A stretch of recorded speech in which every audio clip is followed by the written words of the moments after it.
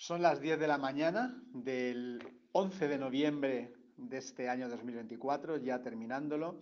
Este día de hoy lo hacemos en el día 11, dado que el día 10 cayó en domingo. Bienvenidos a todos los que estáis conectados a estos 10 de GN del mes de noviembre, donde durante 10 minutitos vamos a hablar de un tema que puede ser interesante para, bueno, pues para algunos de vosotros, pero sobre todo me interesa hablar de él porque a veces estamos recibiendo consultas sobre algunos problemas que puede haber con algunas adaptaciones debido precisamente a los sistemas antiacoplamiento. Y de eso vamos a hablar hoy.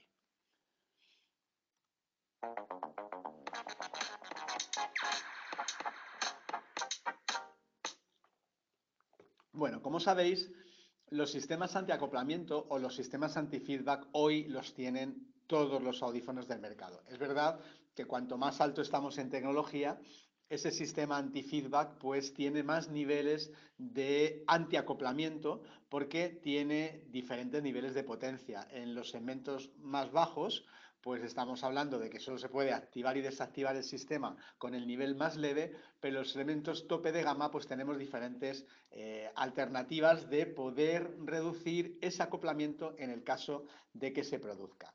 Como todos sabéis ya, los sistemas anti-feedback digitales desde hace muchos años son sistemas que, a diferencia de los audífonos antiguos, que había un filtro estático, en este caso son filtros dinámicos, donde se produce una contrafase del sonido por ese propio sistema anti-feedback. Es decir, el audífono emite un sonido que sería el sonido de calibración. Algunos fabricantes es un barrido de frecuencia, de pi, pi, pi, pi, pi, pi, pi, hasta las frecuencias agudas. En nuestro caso es apenas unos segundos en banda ancha para tratar todas las frecuencias al mismo tiempo.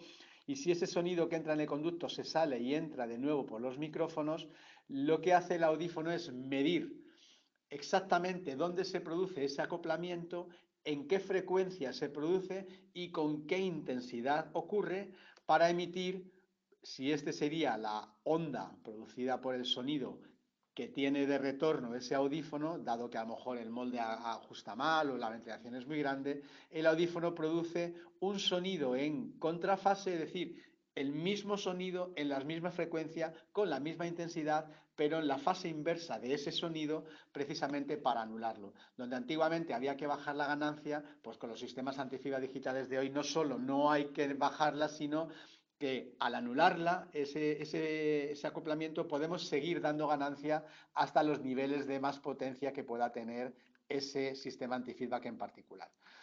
En el caso de que tengamos audífonos de un solo micrófono, el sonido entra por el micrófono, es procesado por el procesador, por el microchip del audífono, y ese sonido de retorno que vuelve otra vez al micrófono en el caso de que el audífono ajuste mal o tenga la ventilación muy grande o sea muy potente, entonces todo ese sonido o parte de él se sale. Si vuelve a entrar por el micrófono, se crea un patrón de feedback donde el audífono precisamente analiza qué señal, en qué frecuencia y con qué intensidad se está produciendo ese sonido de retorno. Y entonces se aplica un filtro estático, como antiguamente se hacía, pero también un filtro dinámico adaptable que entra en el procesador produciendo precisamente ese sonido de contrafase. En el caso de que tengamos audífonos con más de un micrófono, ¿vale? Pues en este caso no sería correcto aplicar nada más que o sea, dos patrones de feedback para entrar o sea, un patrón de feedback, perdón, un DFS, para entrar en el procesador, porque tenemos precisamente dos micrófonos y el retorno que se produce en estos dos micrófonos genera dos patrones diferentes, porque la posición de los micros es distinta. Luego no sería correcto aplicar nada más que un sistema de contrafase, sino que hay que aplicar dos sistemas de contrafase totalmente distintos para cada uno de esos dos micrófonos. Básicamente es así como funcionan los sistemas antiacoplamiento, de manera que donde antiguamente, ya digo, teníamos que reducir ganancia, ahora no solo no reducimos, sino que el sonido contrafase, al anular ese retorno, podemos seguir dando más ganancia. Fijaos, yo aquí tengo en mis oídos dos audífonos, en este caso top de gama. He elegido Belton, en este caso unos Belton Seren, que los tengo con auriculares 2MP en mis oídos, ¿de acuerdo? Bueno, pues lo que vamos a hacer es precisamente calibrar ese sistema anti-feedback porque yo no lo tengo calibrado. ¿Cómo lo hacemos? Pues nos iríamos aquí a configuración del audífono, ¿vale? Y en configuración del audífono vemos que tenemos calibración. Yo tengo dos acopladores abiertos, de manera que probablemente con estos auriculares y tal como están en mis oídos pudieran generar acoplamiento. Vamos a hacer esa calibración. Primer error que encontramos. Muchas veces la calibración no la hacéis en el oído del usuario y muchas veces si lo hacéis, no lo hacéis con la adaptación que va a tener esa persona, con los moldes o acopladoras que vaya a tener esa persona. ¿De acuerdo? Y es fundamental que, que se vea. Me preguntan, ay, perdonad, que no estáis viendo la pantalla. Perdonad. Ahora sí. Ahora la estáis viendo. Disculpadme. Ahora sí. Vale, bueno, antes de esto, lo que decía antes era precisamente pues que eh, cuando el sonido sale se genera un patrón de antifeedback y una señal de contrafase en los dos micrófonos. Y como decía, pues cuando el sonido entra por el micrófono y sale por el auricular, se genera un patrón de acoplamiento de sonido de retorno que después el procesador utiliza para generar un filtro estático y un filtro dinámico y volverla a meter al procesador con esa señal de contrafase. Y lo que os comentaba es que en el caso de tener doble micrófono, dado que los micrófonos están posicionados en sitios distintos, el patrón de antifeedback, del feedback es distinto porque el riesgo de acoplamiento cambia y por tanto hay que emitir dos sistemas de contrafase independientes. Básicamente eso es lo que os he dicho. Perdonad que tenía congelada la pantalla. Ahora sí, tengo estos dos audífonos en mi oído, unos Belton Seren. Vamos a hacer la calibración. Y ya digo que uno de los primeros errores que se cometen muchas veces es que la calibración no la hacéis en el oído del usuario o la hacéis en un entorno ruidoso. El entorno tiene que ser lo más silencioso posible, que nadie hable, que nadie tenga las puertas abiertas, que no haya ruido, porque si no ese ruido los van a detectar los micrófonos de los audífonos y van a pensar que es parte del sonido de retorno, y de manera que el patrón de feedback y por tanto después la contrafase que se va a generar va a ser errónea y se van a generar unos ruidos del propio antifeedback. Luego siempre hay que hacerlo en silencio en el oído del usuario como vaya a tener la adaptación. Vamos a hacerlo.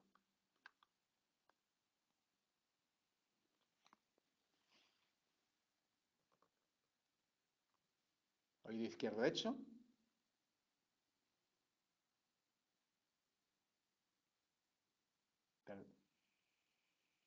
Perdón, he hecho primero el derecho y ahora el izquierdo. Nos pregunta José si sería aconsejable hacerlo en la cabina. No es necesario, con tal de que el entorno sea silencioso, bastaría, ¿de acuerdo? Bueno, como veis en pantalla, ¿qué se me ha generado? Pues se me ha generado el patrón del feedback, ¿vale? Este es el patrón de feedback. Me está diciendo dónde empieza el riesgo de acoplamiento en este oído en particular. Cuando veáis que el riesgo de acoplamiento entra dentro de las curvas objetivo de ganancia en base a la pérdida aditiva, tened en cuenta que estaríamos con un riesgo muy alto y es posible que estos audífonos piten. Entonces, o haya que poner un patrón, o sea, de antifeedback bastante potente. Yo siempre voy a aconsejar que cuando tengáis este problema, que las curvas de acoplamiento entran dentro de los objetivos de ganancia, merece la pena ocluir un poquito más el conducto y volver a repetir la calibración. Vamos a hacerlo después. Si yo me voy a los ajustes de ganancia y aquí en visualización, opción de visualización, clicáis la calibración de MSG o DFS en el caso de Resound, vais a ver efectivamente que la ganancia que estoy dando está metiéndose dentro del rango de acoplamiento. Los audífonos a mí no me estarían pitando. Si yo le quito la anulación, no me están pitando. Pero ¿qué ocurre? Que el riesgo es muy alto. ¿Por qué no me están pitando? Porque si yo me voy a las funciones avanzadas y me voy a las opciones de comodidad, veo que tengo el sistema antifeedback activado. Y por eso no me pita. Bueno, segundo error. Muchas veces decís que los audífonos generan un poco de ruido o incluso que consumen mucho. Tened en cuenta que los audífonos consumen por muchos motivos. Tenemos muchos algoritmos, tenemos audífonos que son más o menos potentes, pero lo que más consume en un audífono es precisamente el cancelador del feedback. Por tanto, si a mí en suave no me pita, dejadlo en suave, no lo pongáis en moderado. Ponedlo en moderado si en suave pita. Si en moderado pita, ponerlo en fuerte, pero no lo paséis a fuerte si el moderado no pita. Cuanto más intensidad estéis dando al antifeedback, más va a consumir. Pero además, si estamos dando un nivel de antifeedback mucho más potente de lo que el audífono necesita, es probable también que genere algún sonido que llamamos artefacto, ¿vale? Que son producidos también por el propio audífono, por la contrafase. Vamos a calibrar de nuevo. Voy a ocupar un poquito más de 10 minutos. Y lo que voy a hacer es quitarme los audífonos y en vez de poner unos acopladores abiertos, voy a poner unos acopladores cerrados, ¿vale?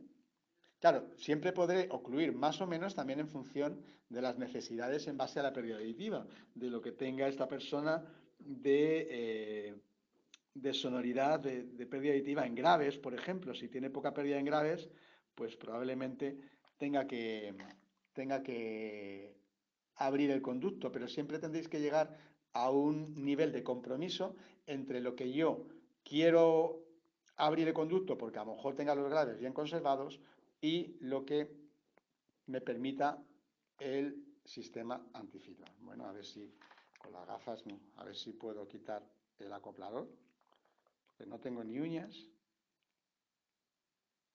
Ahora sí, vamos a poner un acoplador cerrado. Me quito las gafas para ponérmelo. Y vamos a repetir el sistema antifeedback, ¿vale?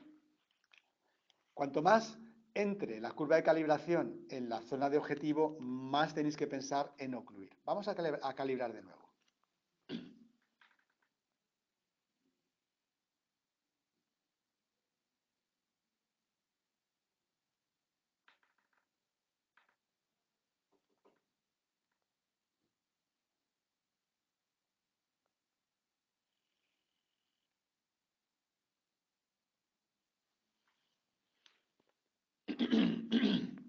Vale, vamos a esperar al oído izquierdo. Fijaos la diferencia con los nuevos acopladores cerrados, pues ya tengo un riesgo de acoplamiento mucho menor. Me pregunta Guillermo, ¿conviene hacer siempre sí o sí el antifeedback o solo cuando el cliente lo refiere al pitido? Yo siempre recomiendo hacer la calibración de antifeedback. Si luego veis que en ajustes de ganancia, con la ganancia que estáis dando, el audífono no pita teniendo el sistema antifeedback desactivado, no hace falta activarlo porque el audífono va a consumir menos. En este caso, yo no lo activaría. Activarlo después si luego refiere el cliente que sí que pita, ¿vale?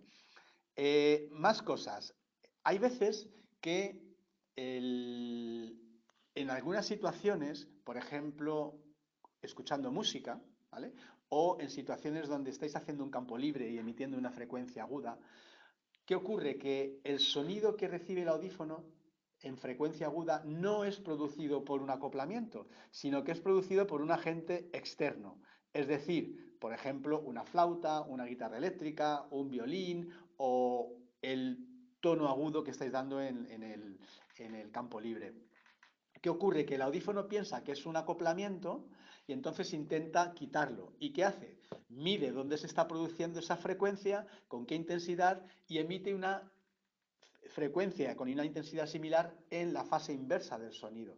Y entonces, claro, no lo puede quitar porque el violín sigue tocando, la guitarra sigue tocando o vosotros estáis dándole al tono todavía del campo libre y no se puede quitar. Y entonces el usuario lo que va a escuchar es ese tono, pero además un pitido que está generado por el propio audífono, que es la propia contrafase. ¿Qué ocurre? Como el audífono no puede quitar ese sonido, pues intenta modificar la intensidad e intenta modificar la frecuencia y el usuario empieza a escuchar un ia, ia, ia, ia. Esto es lo que se llaman sonidos artefactos. Si eso ocurre, tendréis que ocluir un poquito más el conducto, pero también hay una opción, que es el modo música.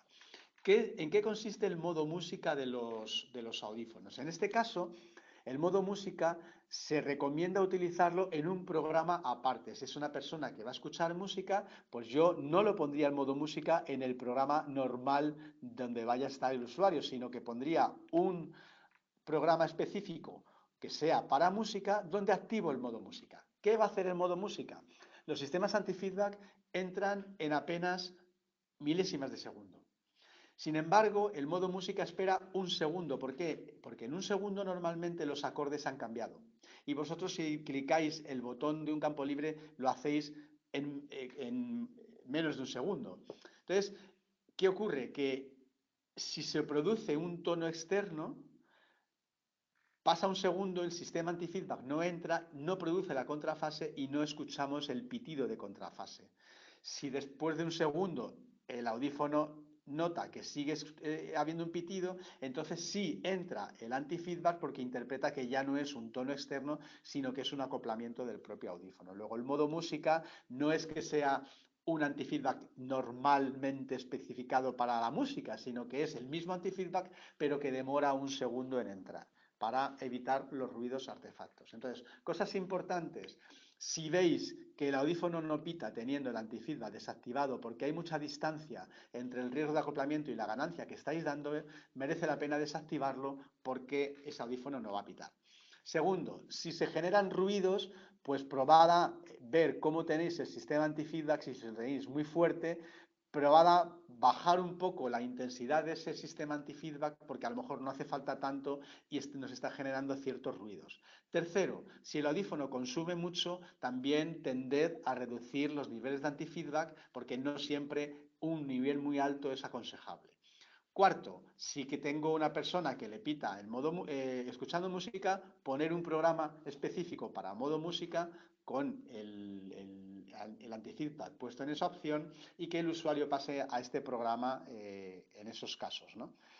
Básicamente, el antifeedback funciona muy bien y siempre, ya digo, hacerlo en los oídos de los usuarios, que hay gente que lo hace en sus propios oídos o en la mesa. No, hacerlo en los oídos de los usuarios con la adaptación que vayáis a tener y probad a utilizar niveles de oclusión acordes para que ese nivel de acoplamiento no esté muy bajo y así los sistemas antifeedback no están constantemente funcionando, que entonces consumiríamos más corriente. No sé si hay alguna pregunta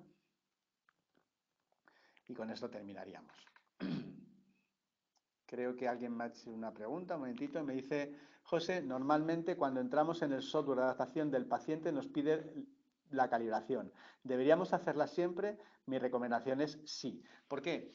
Porque imaginad que no hacéis la calibración cuando entráis en el software con los audífonos en los oídos, puede que el primer impacto al paciente le pite. De hecho, los audífonos cuando entramos en el modo de calibración están en silencio. ¿Para qué? Para calibrar el sistema y que así el antifeedback se active automáticamente y después ya se anula el silencio, el mute y en el caso de que hubiera acoplamiento el propio sistema antifeedback lo está eliminando. Luego la respuesta es sí, calibrar el antifeedback siempre, que luego podéis desactivarlo si no hace falta, pero por lo menos la calibración tenerla para valorar el riesgo de que tenéis de acoplamiento y valorar si es necesaria un poco más, o sea, una adaptación con un poquito más de oclusión o no. Luego la respuesta es sí, siempre intentad calibrarlo y por supuesto siempre en los oídos del usuario.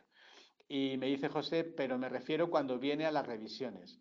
A ver, no, una vez que ya habéis hecho la adaptación, el antifeedback está activado, en una revisión merece calibrar el antifeedback de nuevo. A ver, pues quizás sí, porque también ha podido cambiar algo en el conducto. Siempre que se modifique algo en el conducto, que puede ser tanto la adaptación por los moldes como la ventilación, como el propio acoplador, como por ejemplo que tenga más o menos cerumen, imaginad que antes tenía un tapón y ahora se la ha quitado, o todo lo contrario, todo eso va a modificar el riesgo de acoplamiento. Entonces, no es estrictamente necesario hacerlo, pero sí es conveniente. Siempre repetir la calibración del antifeedback siempre es conveniente.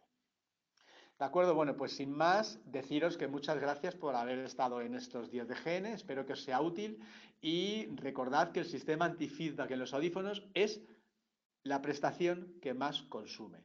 Entonces, tenerlo en cuenta para aquellas personas que se quejan de la batería, que dura poco. Los niveles de antifeedback consumen mucho.